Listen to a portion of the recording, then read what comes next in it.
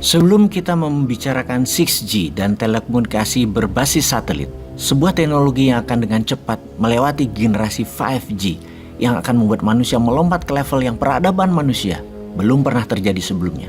Kita tengok sebentar ke tanah air. Kita semua pasti sepakat, di Indonesia terjadi perubahan cara mendapatkan uang dalam 4 atau 5 tahun terakhir ini. Yaitu jika Anda ingin menjadi triliuner atau multimilioner adalah bukan dengan dagang, tetapi dekat dengan pusat pemerintahan atau pejabat pusat. Masa 5 tahun terakhir ini adalah era di mana uang hanya berpusat di pusat pemerintahan dan beredar di kalangan elit dalam jumlah yang sangat besar.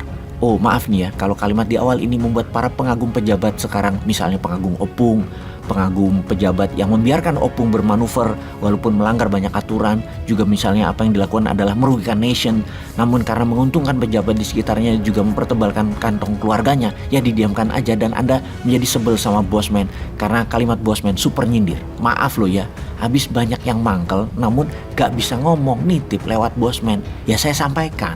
Kita lanjut ya, bener deh, saat ini adalah periode yang selalu gaduh, apa aja gaduh. Habis maunya banyak sih, minta jabatan diperpanjang lah, yang dibungkus pura-pura rakyat yang mau, padahal pejabat yang mau. Anggaran Covid tidak teraudit jelas, 1.000 triliun kemana aja. Tambang nikel habis, uangnya bukan buat rakyat tapi dibilang kita lah yang untung. Hutang menumpuk dibilang aman lah, dan banyak lagi. Bernegara selama ini menjadi tidak menarik karena bukan adu otak bersaing karya positif terjadinya. Namun berkarya hanya satu yang boleh, yang sejalan dengan pemerintah pusat. Sementara dalam berkarya, negaranya digiring dengan hutang yang alhamdulillah hanya naik 5.000 triliun. Naiknya jumlah hutang tersebut, kalau di swasta, kalau Anda pinjam 1 triliun dalam 5 tahun harus sudah balik modal.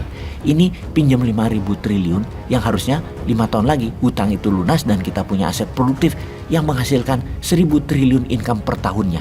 Kenyataannya gak jadi hal yang produktif, hanya jadi sebuah rupa saja atau bentuk, namun konsumtif. Rasanya pemborosan lagi, karena membangun memang tidak sesederhana main Lego, bangun bangunan gedung gitu doang, enggak. Herannya lagi, hutang masih dibilang aman, masih dibilang bagus, masih jauh dibandingkan negara lain kok presentasi jumlah hutangnya dengan PDB nasionalnya. Yang kalau pejabat ngomong demikian pengen deh naikin jari tengah rasanya. Bos, yang lain memang utangnya besar tapi terbanyak pakai mata uangnya sendiri. Jepang utang terbesar adalah menggunakan yen, berutang pada lembaga sendiri. Tiongkok sama juga pakai yuan. Amerika apalagi ngutangnya pakai dolarnya sendiri. Kalaupun negara-negara itu pinjam pakai dolar atau mata uang asing yaitu dolar, deposit dolar mereka alias devisanya sudah besar di kas negaranya, alias ya seperti back to back aja. Jangan gitulah menteri rakyat kok bodohi sih. Udahlah. Kalau kita gimana? Sudahlah gitu ya kita ngomongnya. Kita membahas dunia aja sekarang. Tahun 2023 adalah tahun menarik.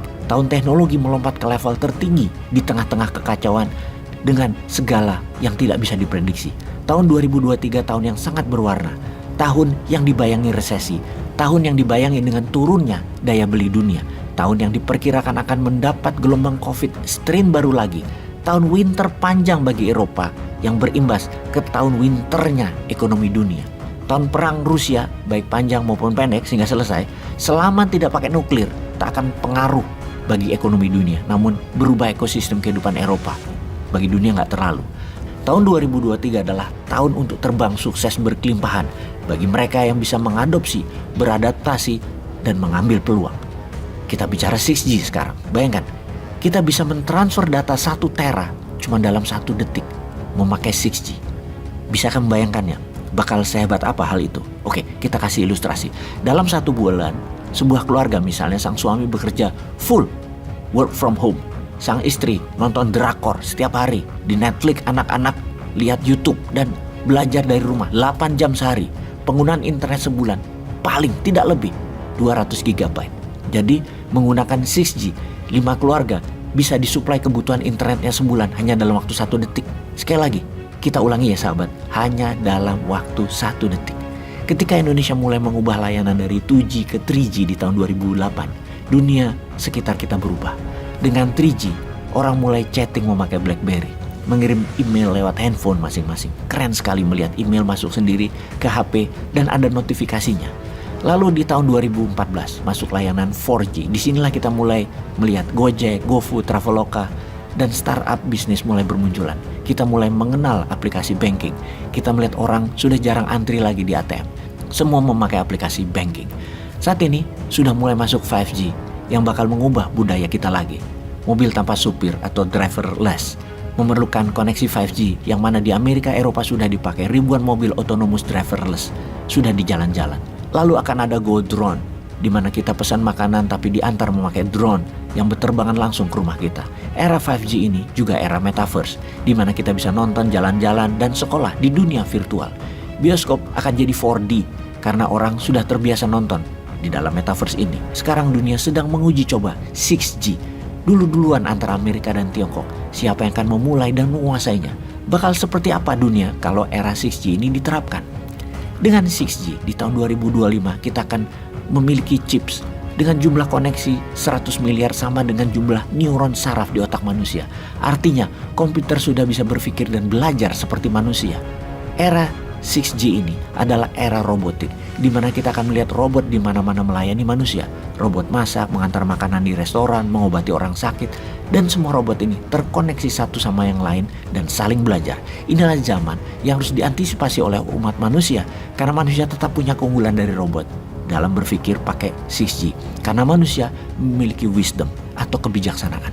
Kebijaksanaan yang dipunyai setiap manusia karena berhati dan berpikir yang saat ini dicoba dimatikan oleh para buzzer rupiah agar membuat manusia Wakanda jadi robot. Jadi sesungguhnya yang unggul bukan Tiongkok dan Amerika dalam membuat robot 6G karena di Wakanda sudah duluan membuat robot pakai buzzer rupiah.